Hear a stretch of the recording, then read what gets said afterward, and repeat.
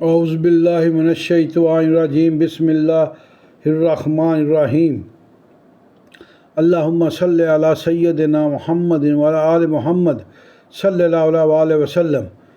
السلام علیکم رحمۃ اللہ وبرکاتہ۔ ناظرین، میں نعیم بٹ اسیر جدہ اخبار نامہ میں آج 26 اکتوبر 2024 کی جنگ اخبار میں چھپنے والا پیشہ نظر وجاہت مسعود کا کالم جمہوریت سیکھنا پڑتی ہے۔ پچھلے 25 برس میں ہمارے عامل صحافیوں کی بڑی تعداد غربت کی لکیر سے نیچے آ گئی ہے۔ دوسری طرف کچھ صحافیوں کی قسمت ایسی کھلی ہے کہ وہ مشاہرے وغیرہ کے جھنجھٹ سے بے نیاز ہو گئے ہیں۔ رزق میں ایسی کشائش آئی ہے کہ باقاعدگی سے ترقی یافتہ مغربی ممالک میں چھٹیاں وغیرہ مناتے ہیں اور واپسی پر ہمیں یورپ کی صاف ستھری سڑکوں، اعلیٰ شان عمارتوں اور خوابناک تفریح گاہوں کے قصے سناتے ہیں۔ درویش کو چند ہزار روپلی میں زندگی گزارنے والے صحافیوں کی غربت پر دکھ ہوتا ہے، لیکن آسودہ حال صحافیوں سے حسد نہیں ہوتا۔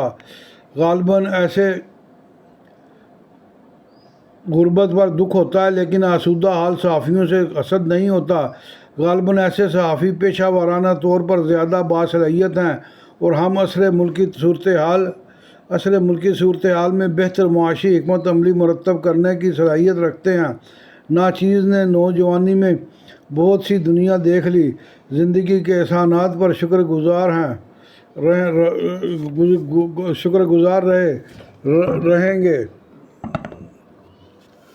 رہیں اور وہ لوگ جو بزم جہاں کی رونق ہیں۔ ایک افسوس البتہ ہوتا ہے کہ ہمارے سیاہ صحافی ہمیں اپنے سفر نامہ کالموں میں شہری آزادیوں اور روزمرہ آسودگی کی کہانیاں تو سناتے ہیں، ان ممالک کے تاریخی ارتقاء، سیاسی بندوبست اور معاشی حکمت عملی پر زیادہ بات نہیں کرتے۔ معاشی ترقی کی غیبی مدد نہیں ہوتی، اس کے لیے عوام اور رہنماؤں کو امتحان سے گزرنا پڑتا ہے۔ آج سے 100 برس پہلے دنیا بھر میں جمہوری ممالک کی تعداد ایک ہاتھ کی انگلیوں پر گنی جا سکتی تھی۔ ان جمہوری ممالک میں بھی برطانیہ نوآبادیاتی نظام کا سرپرست تھا اور امریکہ میں نسل پرست قوانین نافذ تھے۔ عورتوں کو ووٹ کا حق نہیں تھا۔ آج دنیا کی 10 بڑی معیشتوں میں سے 9 ممالک میں جمہوری بندوبست قائم ہے۔ یہ حقیقت اپنی جگہ موجود ہے کہ عالمی درجہ بندی میں 24 ممالک میں مکمل جمہوریت ہے، 50 ممالک میں ناقص جمہوریت پائی جاتی ہے، 34 ممالک میں جمہوریت اور آمریت کا مخلوط بندوبست ہے، تقریباً 60 ممالک میں مطلق العنان آمریت قائم ہے۔ ہمارے بہت سے احباب ان آمریتوں میں سے 2-4 مثالیں اٹھا کر ہمیں سمجھاتے ہیں کہ جمہوریت اور معاشی ترقی لازم و ملزوم نہیں۔ اس پر مجھے 1986 میں چھپنے والے روتھ رینڈلز کے ناول لائیو فلیش کا ایک جملہ یاد آ جاتا ہے۔ ناول کا مرکزی کردار وکٹر جانر ایک طوائف کا بیٹا تھا جو 1970 میں فرانکو آمریت کے دوران ایک چلتی ہوئی بس میں پیدا ہوا۔ ایسے بچوں کا جرائم پیشہ ہو جانا متوقع ہوتا ہے۔ وکٹر کے ساتھ بھی ایسا ہی ہوا۔ برسوں جیل کاٹنے کے بعد رہا ہو کر قانون پسند زندگی کی طرف لوٹنا چاہا۔ اتفاق سے 20 برس بعد اس کا اپنا بیٹا بھی چلتی ہوئی بس میں پیدا ہوا۔ وکٹر اپنے نوزائیدہ بیٹے کو گود میں اٹھا کر ایک بامعنی جملہ کہتا ہے: یہ جمہوریت کی خوبصورت تعریف ہے۔ جمہوریت میں لوگ خوف میں زندگی نہیں گزارتے، انہیں اپنے شہری ہونے پر فخر ہوتا ہے اور وہ خود کو اپنی قوم کی بہتری اور ترقی میں حصہ دار اور ذمہ دار سمجھتے ہیں۔ جمہوری ترقی میں چھوٹے موٹے سیاسی اور معاشی بحران کے باوجود تسلسل پایا جاتا ہے اور کسی انہونی سازش کا دھڑکا نہیں ہوتا۔ یہاں زندگی نہیں گزارتے، جمہوریت میں لوگ خوف میں زندگی نہیں گزارتے، انہیں اپنے شہری ہونے پر فخر ہوتا ہے اور خود کو اپنی قوم کی بہتری اور ترقی میں حصہ دار اور ذمہ دار سمجھتے ہیں۔ جمہوری ترقی میں چھوٹے موٹے سیاسی اور معاشی بحران کے باوجود تسلسل پایا جاتا ہے اور کسی انہونی سازش کا دھڑکا نہیں ہوتا۔ یہاں اسپین کا کچھ پس منظر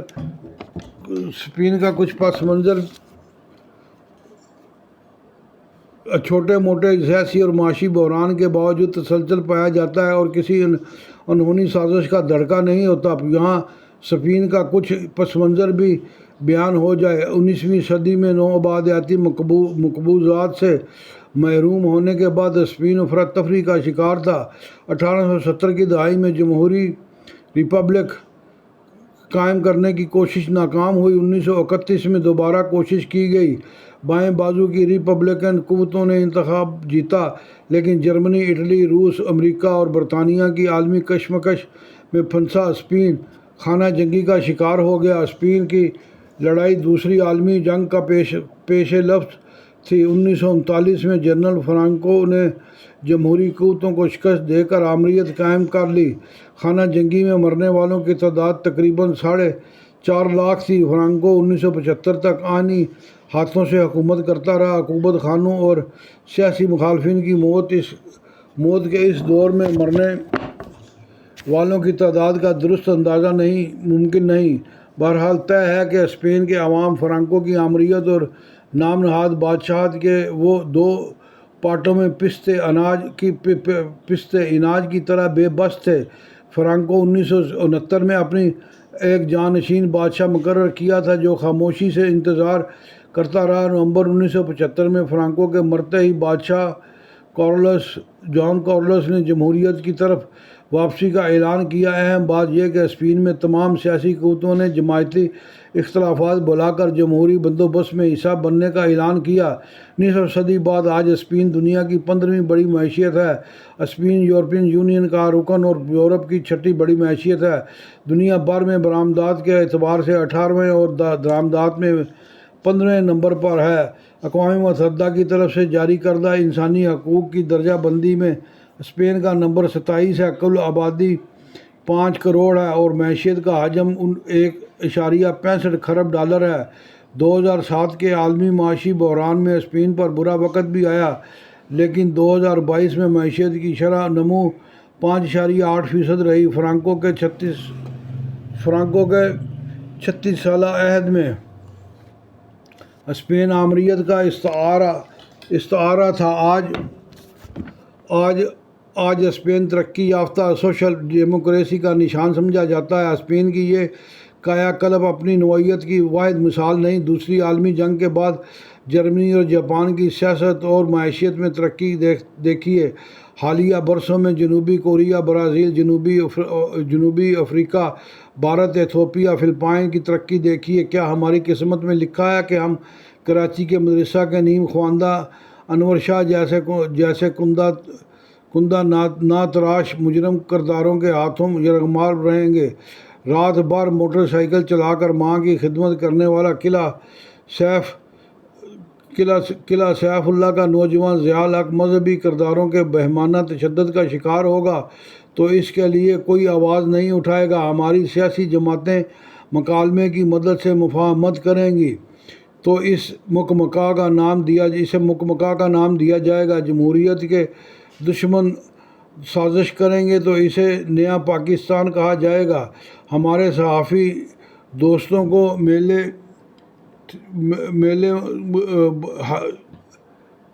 ہنرمند باغات اور روشنیوں میں ڈوبی تفریح گاہوں کی خوشیاں مبارک، لیکن خبر میں افواہ اور تجزیے میں خواہش کی ملاوٹ کرنے کی بجائے قوم کو یہ تعلیم بھی دیں کہ جمہوریت آسمانوں سے نہیں، ترقی اسے سیکھنا پڑتی ہے۔